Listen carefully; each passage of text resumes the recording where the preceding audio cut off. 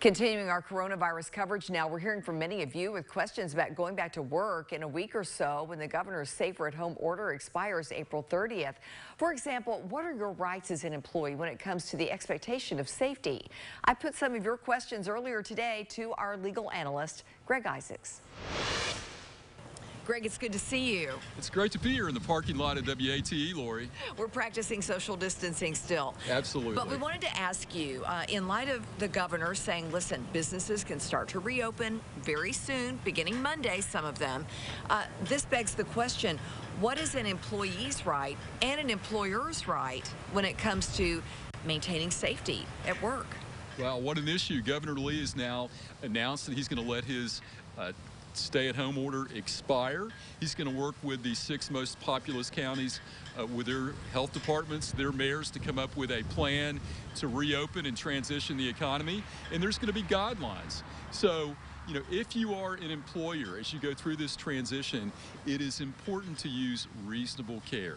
And in establishing what the standard is or your duty, you need to look at what the federal government is setting forward. Fauci, the CDC.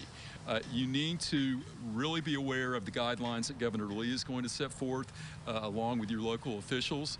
And then you have a duty to use reasonable care. So if they say take temperatures, take temperatures. If they require masks, you need to require masks. Because if you are negligent, then an employee could, in theory, have a cause of action in the workplace. You could see some lawsuits if somebody contracts COVID-19 after they go back to work. Well, you could, you know, maintain your social distancing, etc.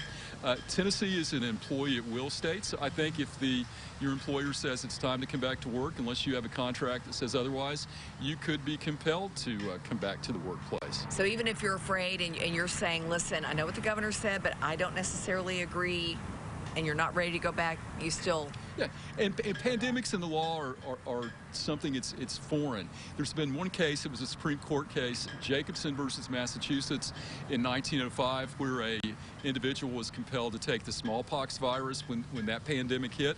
So, you know, we have to listen to the government, so everybody needs to be smart.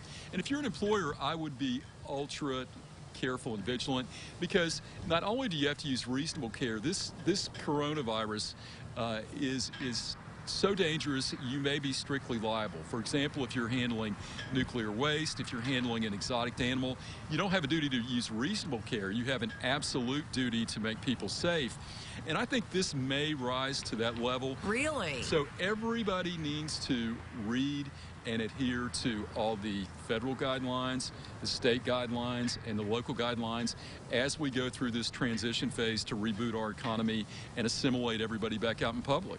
Very good. Greg, thank you so much. Always a pleasure. Hope to see you out soon. That would be good. We look forward to that. Thank you. Thank you. All right, our thanks to Greg Isaacs. If you have a question for Greg, send him an email at askisaacs@wate.com.